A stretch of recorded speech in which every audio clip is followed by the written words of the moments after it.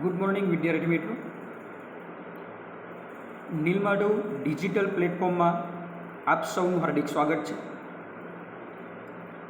આજનો આ વિડીયો ધોરણ 11 વિષય BA પ્રકરણ નંબર 1 માં આગળ આપણે અભ્યાસ કરી ગયા છે કે આર્થિક પ્રવૃત્તિ તેના 3 પ્રકાર છે: ધંધો, વ્યવસાય અને રોજગાર. જેમાં ધંધા વિશે અભ્યાસ કરી ગયા. આજના આ વિડીયોમાં વ્યવસાય એ શું છે, તેનો અર્થ, તેના લક્ષણો, એના વિશે અભ્યાસ કરીશું. એટલે વ્યવસાય વિશેની પૂરેપૂરી માહિતી, પૂરેપૂરી સમજણ આપણને પ્રાપ્ત થશે. વ્યવસાય એટલે કે પ્રોફેશન, કે કોઈ પણ વ્યક્તિ પોતાની પાસેની વિશિષ્ટ આવડત, જ્ઞાન, તાલીમ અને વ્યાવસાયિક શિક્ષણ દ્વારા સેવા પૂરી પાડે અને તેના બદલામાં ફી મેળવે, તો તેને કહેવાય વ્યવસાય. વ્યક્તિ પોતાની વિશિષ્ટ આવડત, જ્ઞાન, તાલીમ અને વ્યાવસાયિક શિક્ષણ દ્વારા બદલામાં શું મેળવે છે? બદલામાં તે ફી મેળવે છે, તો એને કહેવામાં આવે છે વ્યવસાય. એની વ્યાખ્યા બધાએ જોઈ લેવાની છે, સમજી લેવાની છે. એ ઉપરાંત વ્યવસાય કરતી વ્યક્તિએ જે તે વ્યવસાયિક સંગઠનનું સભ્યપદ મેળવવું પડે છે અને જે સંગઠનનું સભ્યપદ મેળવે છે તેની કેટલીક આચાર સંહિતા હોય છે, જેને કહેવાય નીતિ નિયમ. શું કહેવાય છે? નીતિ નિયમ. દરેક સંગઠન, કોઈ પણ સંસ્થા, એની આચાર સંહિતા હોય છે અને એ આચાર સંહિતા, એ જે નીતિ નિયમો છે એનું પાલન કરવું પડે છે. દાખલા તરીકે CA, ચાર્ટર્ડ એકાઉન્ટન્ટ, એની સેવા આપનાર વ્યક્તિ સર્વપ્રથમ તો એને CAની ડિગ્રી પ્રાપ્ત કરવી પડે, એની લાયકાત મેળવવી પડે છે અને ત્યાર પછી એને institute of chartered accountant of India, આનું સભ્યપદ મેળવવું પડે છે. એવી જ રીતે દરેક જે વ્યવસાય કરનાર વ્યક્તિ છે, જેટલા પણ વ્યવસાય કરનાર વ્યક્તિઓ, જેમ કે ડૉક્ટર, વકીલ, સોલિસિટર, ચાર્ટર્ડ એકાઉન્ટન્ટ, આ બધા વ્યવસાયી વ્યક્તિઓ છે અને આ દરેક વ્યવસાયી વ્યક્તિઓ પણ જે તે વ્યવસાયની ડિગ્રી મેળવવી પડે, લાયકાત મેળવવી પડે અને એ સંસ્થાનું એને સભ્યપદ મેળવવું પડે છે. આમાં એક શબ્દ આવે છે સોલિસિટર. સોલિસિટર એટલે શું? સોલિસિટર એને કહેવામાં આવે કે કોઈ પણ વકીલ હોય અને એ કોર્ટમાં મુકદ્દમો ચલાવે છે, એનો જે કાયદાકીય સલાહકાર વ્યક્તિ છે, આખો જે મુકદ્દમો તૈયાર કરીને જે આખો અહેવાલ તૈયાર કરે છે, આ કાયદાકીય સલાહકાર એટલે સોલિસિટર. આ દરેક જે વ્યવસાય કરનાર વ્યક્તિ છે, પોતાની પાસે રહેલી આવડતનો એ ઉપયોગ કરે છે. જેમ કે ડૉક્ટર હોય તો એની પાસે આવડત છે, હોસ્પિટલમાં એ પોતાની સેવા આપે છે, બરાબર, અને એના બદલામાં એને વેતન મળે છે. આ જે કાર્ય સ્વીકારે છે ને, પોતાની આવડતનો ઉપયોગ કરીને બદલામાં એ વેતન મેળવે, એને કહેવાય નોકરી. શું કહેવાય? નોકરી કહેવાય છે. એટલે આ થઈ વાત વ્યવસાય. હવે એના કેટલાક લક્ષણો જોઈશું એટલે વધુ ખ્યાલ આવશે કે વ્યવસાય શું છે. તો પહેલું લક્ષણ જોઈશું કે વ્યાવસાયિક વ્યક્તિએ વ્યવસાય માટે જ્ઞાન, ચાતુર્ય અને જે તે વ્યવસાયનું શિક્ષણ પ્રાપ્ત કરવું પડે છે. કોઈ પણ વ્યવસાય કરનાર વ્યક્તિ વિશિષ્ટ જ્ઞાન, ચાતુર્ય અને જે તે વ્યવસાયનું શિક્ષણ પ્રાપ્ત કરવું પડે છે. ત્યાર પછી જ તે વ્યક્તિ વ્યવસાય કરી શકે છે. જેમ કે આગળ આપણે એનો એના ઉદાહરણો જોઈ ગયા. જો ચાર્ટર્ડ એકાઉન્ટન્ટ હોય, વકીલ હોય, શિક્ષક હોય, કાંઈ ડૉક્ટર હોય, તો પોતાના વિષયમાં, પોતાના ફિલ્ડમાં એની માસ્ટરી હોય છે, એની પાસે વિશિષ્ટ જ્ઞાન છે ને એ પ્રાપ્ત કરવું પડે છે. બીજું કે સેવાના બદલામાં એની પાસે વિશિષ્ટ જ્ઞાન છે, એ જ્ઞાન આપે છે, સેવા આપે છે, એના બદલા માટે ફી મેળવે છે. અને એ ફીનું ધોરણ કેટલું હોવું જોઈએ, આ એક પ્રશ્ન છે. કારણ કે માનો કે ડૉક્ટર, તો દરેક ડૉક્ટર, જેમ કે સુરતમાં જેટલા પણ ડૉક્ટર્સ, બધાની એક સરખી ફી હોતી નથી. પરંતુ એ ફીનું ધોરણ કેવી રીતે નક્કી કરે છે? ફીનું ધોરણ તેની પાસે રહેલ આવડત, જ્ઞાન અને અનુભવને આધારે એ ફી નક્કી કરે છે. અને આ ફી એ કેવી હોય છે? અલગ અલગ હોય છે, એક સરખી ફી હોતી નથી. આ બીજું લક્ષણ. ત્રીજું લક્ષણ, વ્યાવસાયિક વ્યક્તિનો પ્રાથમિક ઉદ્દેશ એ સેવાનો હોય છે. એને મળનાર વેતન અથવા તો એને મળનાર જે ફી છે એની કમ્પેરિઝન કરી શકતો નથી. વ્યાવસાયિક જે વ્યક્તિ છે એનો મેઇન ઉદ્દેશ છે સેવાનો હોવો જોઈએ. શેનો ઉદ્દેશ હોવો જોઈએ? સેવાનો હોવો જોઈએ, નહીં કે નફાનો. પછી એનો જે ગૌણ હેતુ છે એ નફાનો હોઈ શકે, એને આવક મેળવવાનો હોઈ શકે, પરંતુ એનો જે પ્રાથમિક ઉદ્દેશ છે એ સેવાનો હોય છે. ત્યાર પછી ચોથું, આવક મેળવવા માટેની આ એક સ્વતંત્ર પ્રવૃત્તિ છે. આવક મેળવવા માટેની સ્વતંત્ર પ્રવૃત્તિ, પોતે સ્વતંત્ર છે, પોતાનું પર્સનલ જે ક્લિનિક હોય એ ખોલી શકે છે, પોતે પર્સનલ પ્રાઇવેટ વર્ક કરી શકે છે અને એ આવક મેળવી શકે છે. એટલે આ એક ચોથું લક્ષણ છે કે આવક મેળવવા માટેની આ એક સ્વતંત્ર પ્રવૃત્તિ છે. એ ઉપરાંત પાંચમું લક્ષણ, વ્યાવસાયિક પ્રવૃત્તિને ઉત્પાદન સાથે સંબંધ નથી. ઉત્પાદન કેટલું થયું, વધારે ઓછું, એની સાથે સંબંધ નથી, પ્રોડક્શન સાથે એને સંબંધ નથી, પરંતુ વિવિધ વ્યક્તિઓની અંગત અને ધંધાકીય જરૂરિયાતો સંતોષવામાં આવે છે. દાખલા તરીકે વકીલ ફી મેળવે છે, પરંતુ એના બદલામાં તે પોતાના અસીલ માટે કોર્ટમાં કેસ લડે છે. ઉત્પાદન થતું નથી, પરંતુ પોતાની પાસે રહેલું જે જ્ઞાન છે, નોલેજ, એનો ઉપયોગ કરે છે, બીજી વ્યક્તિને, સામેવાળી વ્યક્તિને એની સેવા આપે છે ને સામેવાળી જે વ્યક્તિ છે એની જરૂરિયાતો સંતોષાય છે. એટલે આના થકી એમ કહી શકાય કે કોઈ પણ વ્યાવસાયિક જે પ્રવૃત્તિ છે એને ઉત્પાદન સાથે સંબંધ હોતો નથી. ત્યાર પછી છઠ્ઠું લક્ષણ, જે તે વ્યવસાયિક સંગઠને નક્કી કરેલી વ્યવસાયની આચારસંહિતાનું પાલન કરવું આવશ્યક છે. કોઈ પણ વ્યવસાયનું સંગઠન હોય એને જે કોઈ આચારસંહિતા, નીતિ નિયમ જે બનાવેલા છે એને કમ્પલસરી ફોલો કરવા પડે. નીતિ નિયમોથી વિરુદ્ધ જઈને પોતાનું વર્ક, પોતાની સેવા આપી શકતા નથી. અને સાતમું લક્ષણ છે, વ્યવસાયમાં મળતું નાણાકીય વળતર એ અનિશ્ચિત હોય છે.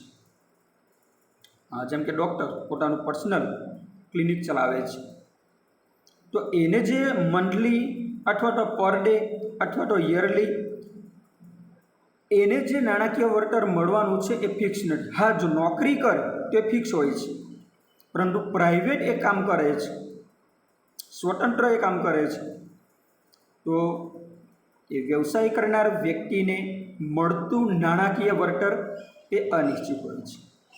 આ એના 7 લક્ષણો.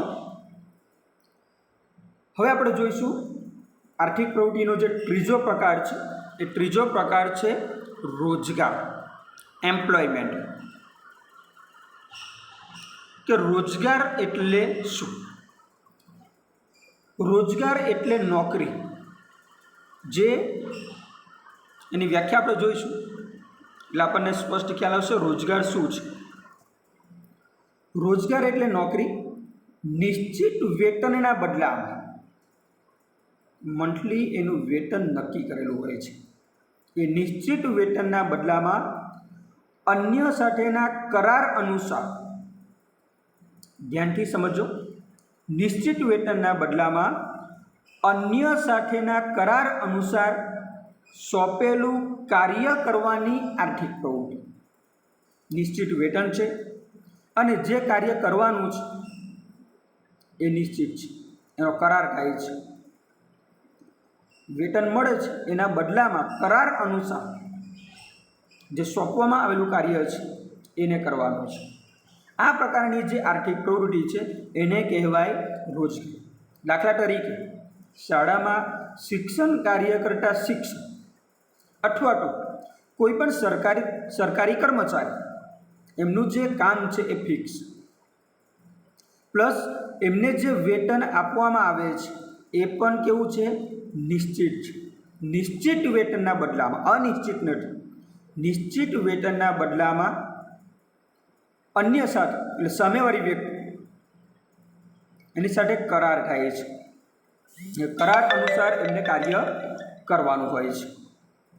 એટલે આનું જો ઉદાહરણ આપવું હોય તો એ શિક્ષકનું આપી શકાય, અથવા તો કોઈ પણ સરકારી કર્મચારી આ રોજગાર કરે છે, રોજગારી મેળવે છે એમ કહી શકાય.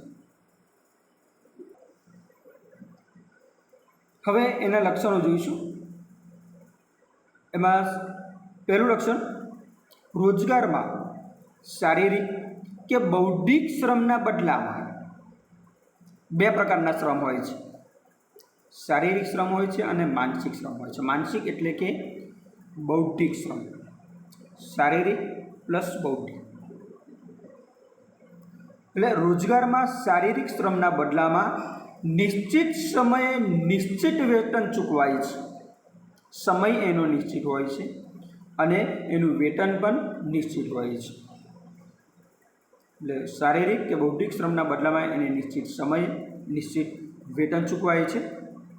બીજું, રોજગારમાં નિશ્ચિત વેતન તો મળે જ, સાથે સાથે એને બીજા એક્સ્ટ્રા અન્ય લાભો પણ મળે છે.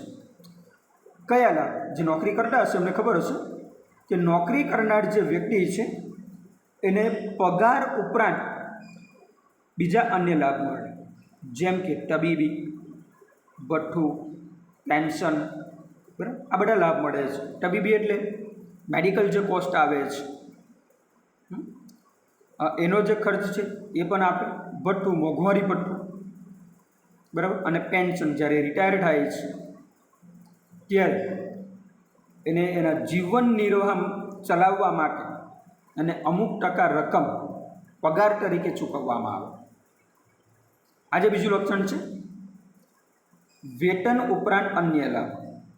અત્યારે તો સરકારી કર્મચારી પ્લસ કંપનીમાં પણ આ પ્રકારના અન્ય લાભ મળે છે. કંપની હોય તો કંપનીમાં અપ એન્ડ ડાઉન કરતા હોય તો ઘરથી કંપની સુધી અને અપ એન્ડ ડાઉનની સુવિધા ફ્રીમાં આપવામાં આવે. કંપનીમાં જોબ કરે છે તો ત્યાં એને કેન્ટીનની ફેસિલિટી હોય છે, ત્યાં એને જમવાનું મળે છે, એ પણ ઓછા ખર્ચે જમવાનું મળે છે. ક્યાંક અમુક કંપની એવી હોય જ્યાં ફ્રીમાં મળે છે. તો આ પ્રકારની સુવિધા આપવામાં આવે. કદાચ સારા લેવલ ઉપર હોય, સારી પોસ્ટ પર હોય તો એમના બાળકો માટે અભ્યાસ માટે શિક્ષણ ફીની પણ સુવિધા કરી આપે છે. એટલે આ પ્રકારના જે અન્ય લાભો છે જેનાથી એક કર્મચારીનો કામ કરવાનો જે ઉત્સાહ છે, એનો જે જુસ્સો છે એ વધે છે. એટલે આ બીજું લક્ષણ. ત્યાર પછી ત્રીજું લક્ષણ, રોજગારમાં કરાર અનુસાર રોજગાર આપનારના તાબામાં રહીને સોંપેલું કાર્ય કરવાનું છે. કરાર જે કરેલો હોય એમાં રોજગાર જે આપનાર વ્યક્તિ છે એના અંડરમાં રહેવાનું છે, એના તાબામાં રહીને કામ કરવાનું છે. એટલે કરાર જે થયો હોય એના અંડરમાં રહીને સોંપેલું કાર્ય સમયસર નિશ્ચિત સમયમાં એક કાર્ય પૂર્ણ કરવાનું છે. ચોથું, રોજગારમાં રોજગાર મેળવનાર વ્યક્તિ માટેની લાયકાત, એનો કાર્યનો સમય, એનું નિવૃત્તિ સમય, નિવૃત્તિ પછીના મળતા લાભ, એ બધું નિશ્ચિત હોય છે. એની લાયકાત કેટલી હોવી જોઈએ, કેટલા સમય માટે એને કાર્ય કરવાનું છે, બરાબર. નિવૃત્તિની તારીખ શું છે, કયા વર્ષે કઈ તારીખે એ નિવૃત્ત થશે, નિવૃત્ત થયા પછી એને કયા પ્રકારના લાભ મળશે, આ બધું અગાઉથી નક્કી કરેલું હોય છે, નિશ્ચિત કરેલું હોય છે. એનું ચોથું લક્ષણ છે. ત્યાર પછી પાંચમું લક્ષણ છે, રોજગાર એ પરાવલંબી પ્રવૃત્તિ છે. કેવી છે? પરાવલંબી. પરાવલંબી એટલે બીજાના પર આધારિત. એટલે અગાઉ આપણે જોયું ને જે ત્રીજું લક્ષણ, કોઈકના આપણે જો રોજગાર આપનાર છે એના તાબામાં રહી, એના અંડરમાં રહીને સોંપેલું કાર્ય કરવાનું, બીજા પર આધારિત છે. એટલે એમ કહેવાય કે રોજગાર એ પરાવલંબી પ્રવૃત્તિ છે. કેવી છે? પરાવલંબી પ્રવૃત્તિ છે.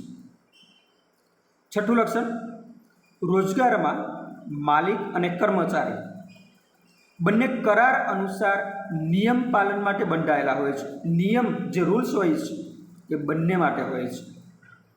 જે રોજગાર આપનાર વ્યક્તિ એટલે કે માલિક એ પણ નીતિ નિયમો સાથે બંધાયેલા છે, અને એના અંડરમાં કામ કરનાર કર્મચારી એ પણ જે કરાર થયો છે એ કરારના જે નીતિ નિયમો છે એ માટે બંધાયેલા હોય છે. બંને વ્યક્તિ બંધાયેલા હોય છે. સાતમું લક્ષણ છે, રોજગારી મેળવનારે કોઈ મૂડીરોકાણ કરવું પડતું નથી. જેવી રીતે ધંધો કરતા હોય તો એમાં મૂડીરોકાણ કરવું પડે, વ્યવસાય કરતા હોય પોતાનો પ્રાઇવેટ, એમાં મૂડીરોકાણ કરવું પડે. પરંતુ રોજગાર મેળવનાર વ્યક્તિ કોઈ પણ પ્રકારનું મૂડીરોકાણ કરવું પડતું નથી. એટલે આ એના જે 7 પ્રકારના જે લક્ષણો છે એ બધા જ જે વિદ્યાર્થીઓ છે એને ધ્યાનથી સાંભળજો, ધ્યાનથી સમજજો.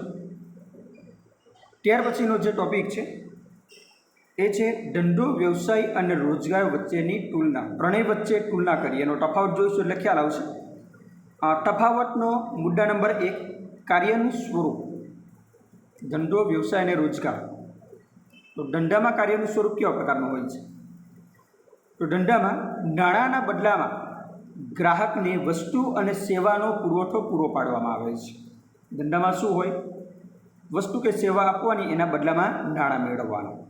જ્યારે વ્યવસાયમાં શું હોય કે ફીના બદલામાં વ્યક્તિગત અને ધંધાકીય રીતે વિવેક બુદ્ધિથી સેવા આપવામાં આવે છે, કારણ કે એની પાસે વિશિષ્ટ જ્ઞાન રહેલું છે.